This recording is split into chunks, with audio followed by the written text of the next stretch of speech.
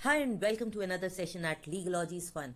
और आज हम करने जा रहे हैं क्राइम की दुनिया में एक ऐसा पार्ट जिसकी सजा मिलना और जिसको प्रूव करना कोर्ट में इंटरेस्टिंग है और डिफिकल्ट भी। तो आज हम शुरू करते हैं बीएनएस का चैप्टर 6 मतलब कल्पेबल होमिसाइड। हम लीगलॉजीज फन में लीगल मैटर्स को ऐसे याद करने की कोशिश करेंगे कि उसे हम कभी ना भूलें। Let's try and make it applicable and fun. तो ये सारे आपको फिल्मी सीन्स मिल रहे हैं। इन सब में आप देखो किसी ना किसी की मौत हो रही है, किसी ना किसी का मर्डर हो रहा है। सारी पिक्चरें आपकी जानी पहचानी होंगी और ये हमारी जिंदगी का एक पहलू है जहां पर मौत जिंदगी का एक पार्ट है और वो हमारी लाइफ का द एंड है। इससे बड़ा क्राइम होना बहुत मुश्किल है।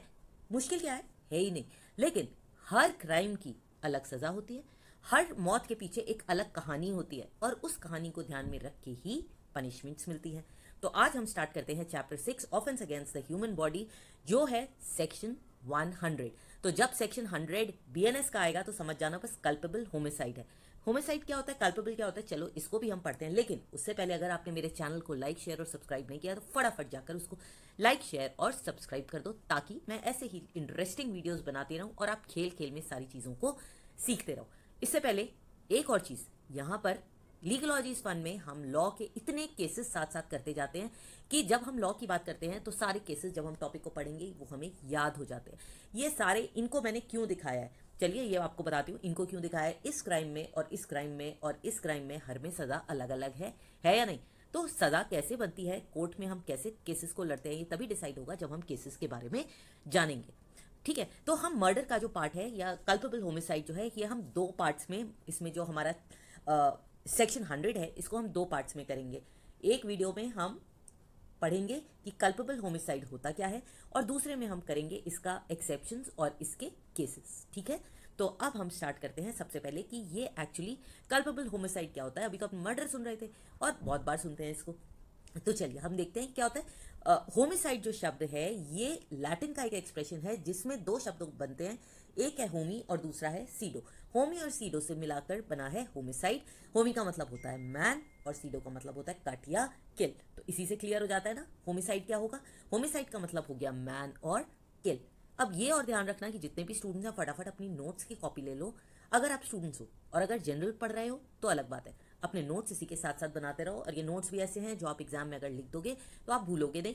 दूसरे कॉम्पिटिशन्स की तैयारी कर रहे हो तो केसेस इतने सारे हैं कि आप इनको भूल नहीं सकते। तो हम कौन सा सेक्शन कर रहे हैं याद करके बताओ, सेंचुरी 100 है ना। चलिए आगे बढ़े। होमिसाइड समझ में आ गया। तो इसका मतलब क्या हुआ, होमिसाइड का मतलब है एक इंडिविजुअल द्वारा दूसरे किसी इंडिविजुअल को मारना। इसमें हम किसी एनिमल की बात नहीं करते हैं, यहाँ पर जो मारने वाला है वो भी ह्यूमन है और जो मरने वाला है वो भी ह्यूमन है। तो इंसानों की जो मौत की होती है उसको हम कहते हैं होमिसाइड, जब एक इंसान किसी दूसरे इंसान को मारता है। ठीक है, लेकिन हर मारना वो एक मर्डर नहीं होता। हम पढ़ते हैं ना, सुनते भी हैं कि लड़ाई में कोई शहीद होता है उसका खून नहीं होता। ठीक है, तो हर किलिंग जो है ह्यूमन बीइंग की वो कल्पेबल नहीं है। अब हमारे अगले शब्द पर जो है कल्पेबल। कल्पेबल का मतलब है लायबल, मतलब हर खून की सजा नहीं होती। अगर कोई एक सैनिक किसी दूसरे को वॉर में मार रहा है, आपको क्या लगता है उस सैनिक को हम फांसी पे लटकाएंगे? नहीं। तो हर मौत की सजा नहीं होती, इसलिए हर होमिसाइड जो है वो कल्पेबल नहीं होती। हर एक आदमी जब किसी दूसरे को मारता है तो जरूरी नहीं है कि उसके लिए सजा मिले, और यही वो एक्सेप्शंस हैं जिनको हम अपने वीडियो सेकंड वाले वीडियो में करेंगे। ठीक है, तो कल्पेबल क्या होता है, लायबिलिटी या रिस्पॉन्सिबिलिटी। तो कल्पेबल होमिसाइड क्या हुआ, जब एक आदमी दूसरे आदमी को मारता है तो हमें यह तय करना पड़ता है कि उसकी रिस्पॉन्सिबिलिटी क्या है, उसकी लायबिलिटी क्या है, क्या उसे इस क्राइम की सजा मिलनी है या वो ऐसी परिस्थितियों में खून हो गया है कि वो एक मर्डर नहीं है। मौत तो हुई है किसी की, लेकिन उसकी सजा मिलेगी या नहीं, और मिलेगी तो असल में कितनी मिलेगी। अभी हमने बहुत सारे पिक्चरें देखी ना पीछे, हर में सजा एक सी तो नहीं होती, तो सजा कितनी मिलेगी। अब जब हम मर्डर की बात करते हैं, अभी हमने किसकी की, कल्पेबल होमिसाइड। अब आप ये बार बार सुनोगे, पहला आएगा culpable homicide amounting to murder और culpable homicide not amounting to murder. अब इसके लिए हमें ये देखना पड़ेगा मर्डर या खून क्या होता है। हत्या, मर्डर का मतलब है हत्या। ठीक है, अब मर्डर जो है वो कल्पेबल होमिसाइड का एग्रीगेटेड फॉर्म है, मतलब बढ़ा चढ़ाकर ये क्राइम जो है कल्पेबल होमिसाइड से बड़ा क्राइम है। खून तो हुआ है, लेकिन वो मर्डर कब होता है, जब ये खून जानते बूझते अगर किया गया है तो ये होता है मर्डर। मर्डर जो है क्या डिफाइन किया गया है, जब एक व्यक्ति दूसरे व्यक्ति को या एक ग्रुप ऑफ, मतलब एक झुंड जो है किसी दूसरे को जानबूझ के, डेलिब्रेट इंटेंट मतलब जानबूझ के दूसरे व्यक्ति की जान ले लेता है। ठीक है, तो मर्डर कब बनता है?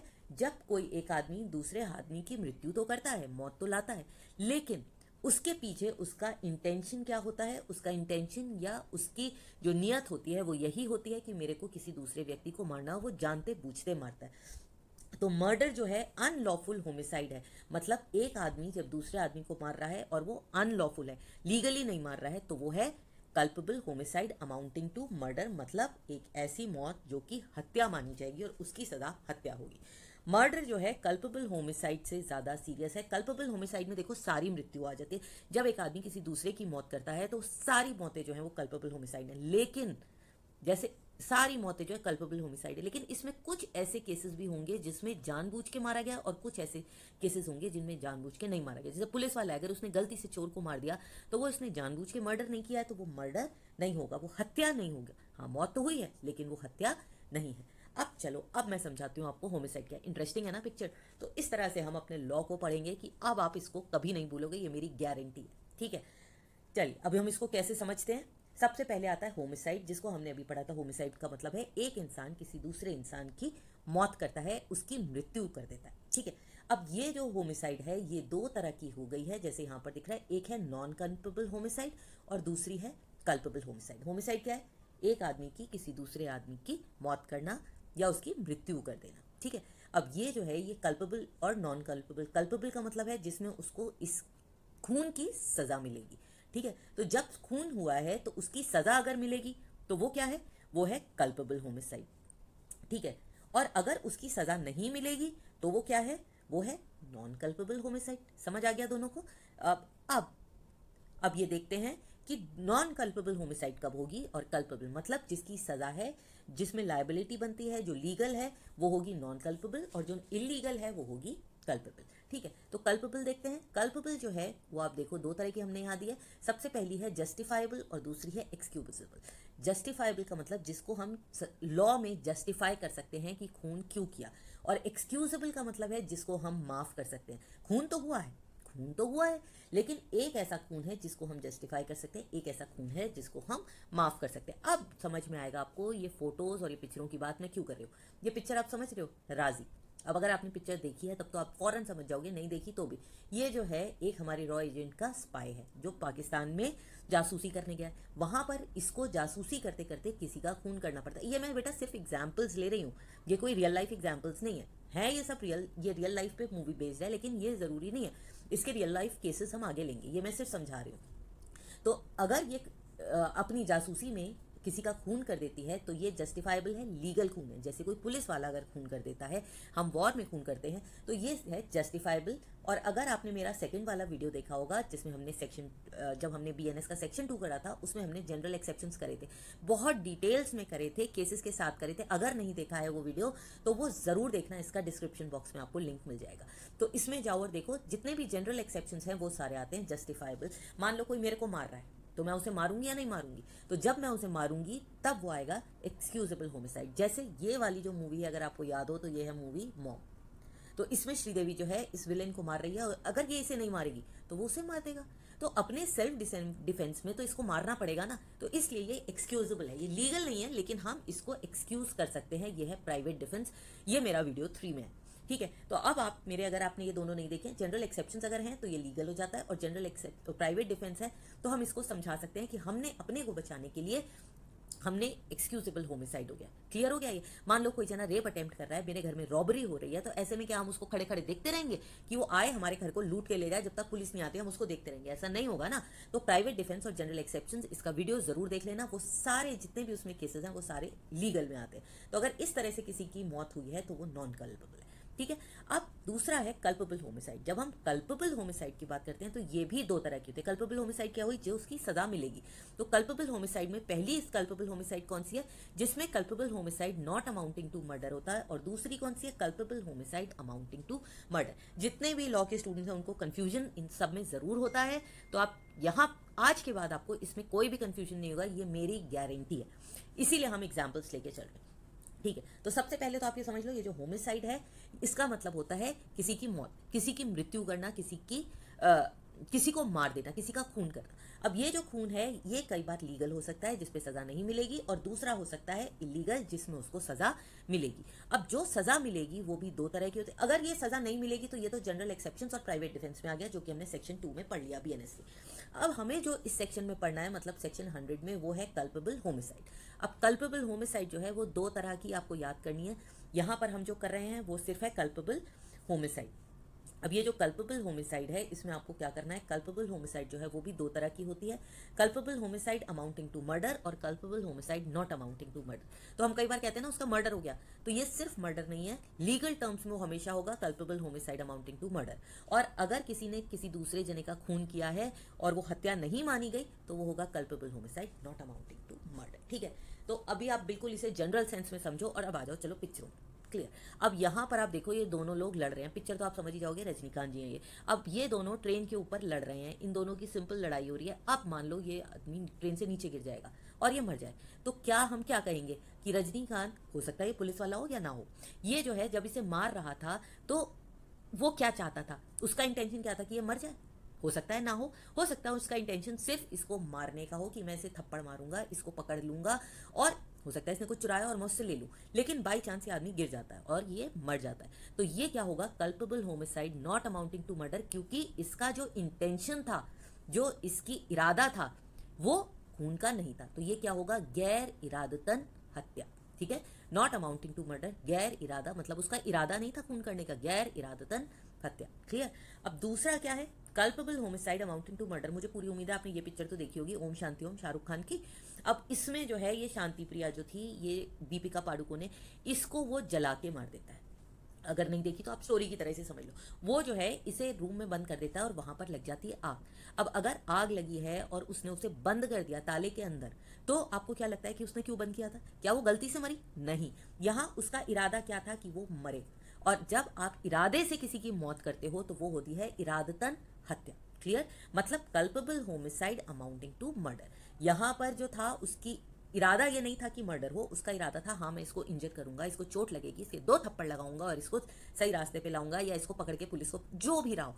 लेकिन यहां पर जो उसका इरादा था वो सिर्फ हत्या थी। तो जब हत्या का इरादा होगा तो वो होगी culpable homicide amounting to murder, और जब इरादतन हत्या नहीं है तो वो होगी culpable homicide not amounting to murder. I am sure आपको समझ में आ गया होगा। अब culpable homicide not amounting to murder की जब हम बात करेंगे तो ये पीएनएस में सेक्शन 101 में दिया गया है, और इसकी जो पनिशमेंट है वो सेक्शन 105 में दी गई है। किसकी, culpable homicide not amounting to murder. तो हम 100 में क्या पढ़ रही हैं, सेक्शन 100 में हम सिर्फ कल्पेबल होमिसाइड के बारे में पढ़ेंगे। सेक्शन 101 में हम पढ़ेंगे culpable homicide not amounting to murder, और इसकी पनिशमेंट जो आएगी वो 105 में आएगी। अब culpable homicide amounting to murder ये हमने करा है सेक्शन 100 में, और इसकी पनिशमेंट आएगी सेक्शन 103 सब क्लॉज 1 में। ठीक है, अब culpable homicide amounting to murder, इसके भी 3 हिस्से हैं। ये कब कब हो सकती है कल्पेबल होमिसाइड, जब हम इरादतन हत्या करें। ये एकदम नया आया है, मॉब लिंचिंग। मॉब लिंचिंग का मतलब एक ग्रुप जाता है और वो सोच समझ के किसी एक कारण से, वो रिलीजन भी हो सकता है, वो कास्ट भी हो सकता है, वो मैं चाहती हूँ वो राइट्स हो जाएं, ऐसा कुछ करूं, और वो मॉब पूरा एक झुंड जाता है और किसी एक आदमी की मार मार के हत्या कर देता है, वो है मॉब लिंचिंग, जिसको हम कवर करेंगे सेक्शन 103। हमने यहाँ पर करा है ना सेक्शन 103/1, उसमें जब हम सेक्शन 103 सब क्लॉज 2 करेंगे तो वो आएगा मॉब लिंचिंग। ये जो है बहुत इंपॉर्टेंट है, और ये आप नोट करके रखो कि ये एकदम न्यू क्लॉज है जो हमारा आईपीसी में नहीं था। ठीक है, उसके बाद आता है टेररिस्ट एक्ट। ये तो आप समझ ही गए होंगे, कोई टेररिस्ट है तो वो जानबूझ के तो मर्डर कर रहा है। अब हमारा जब मुंबई में ताजकांड हुआ था तो वो जानबूझ के तो किया था, या फिर एक culpable homicide amounting to murder, इसमें आएगा सेक्शन 103 नेग्लिजेंस। ठीक है, तो अब आपको मेरे ख्याल से ये सारी चीजें समझ में आ गई होंगी। फिर से एक बार देखते हैं, होमिसाइड किसी की मौत, किसी का खून करना, ये लीगल भी हो सकती है और इलीगल भी हो सकती है। लीगल में पहली क्या हो सकती है, जस्टिफाइबल अंडर लॉ, जिसमें आते हैं जनरल एक्सेप्शंस, और दूसरी हो सकती है जिसको हम एक्सक्यूज की तरह यूज कर सकते हैं, प्राइवेट डिफेंस। जस्टिफाइबल जैसे कि कोई स्पाई किसी का खून करता है, कोई पुलिस वाला किसी का खून करता है। एक्सक्यूजेबल अगर मैं सेल्फ डिफेंस में करें, कोई हमारे यहाँ रॉबरी करने आया तो हम उसका मर्डर कर सकते हैं, रेप में कर सकते हैं। इसको आप इन दोनों वीडियोज में जितने भी केसेस, सर्कमस्टांसेस हैं, सिचुएशंस हैं, उनको देख सकते हो। फिर हम आते हैं कल्पेबल होमिसाइड, मतलब इरादतन, जिसमें हम जानबूझ के किसी का खून करते हैं, मतलब जिसमें जो इलीगल है, जिसमें सजा मिल रही है। अब जो सजा वाला है वो भी दो तरह का है, एक है इरादतन हत्या और दूसरी है गैर इरादतन हत्या। इरादे वाली जो हत्या है वो ये है जिसमें हम सोच समझ के किसी का खून करते हैं, उसको हम कहते हैं हत्या।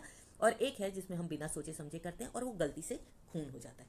जब पनिशमेंट मतलब सोची समझी इरादतन हत्या है तो वो 3 तरह की हमारे यहाँ दी गई है, मॉब लिंचिंग, टेररिस्ट एक्टिविटी या नेग्लिजेंस। इन सबके सेक्शंस दिए हुए हैं, सेक्शन 101 पनिशमेंट, 105 सेक्शन 100 पनिशमेंट, 103। ठीक है, चलिए ये तो क्लियर हो गया। अब हम आगे बढ़ते हैं। अब हम आ गए सेक्शन 100 के बाद सेक्शन 101। अभी मैंने बताया था ना, अब सेक्शन 101 में हम क्या करने जा रहे हैं। सेक्शन 101 डील करता है मर्डर से। ठीक है, अब सेक्शन 101 में मर्डर, गैर इरादतन हत्या और हत्या, इन दोनों को हम डील करेंगे with exceptions in the next video. Stay tuned. और अगर आपने अभी तक वीडियो को लाइक, शेयर और सब्सक्राइब नहीं किया तो ऐसे ही इंटरेस्टिंग तरह से पढ़ने के लिए आ जाना। ढेर सारे केसेस, ढेर सारे इंटरेस्टिंग से नोट्स आपको मिलेंगे। See you in the next video जहां हम मर्डर को करेंगे। Till then, bye bye.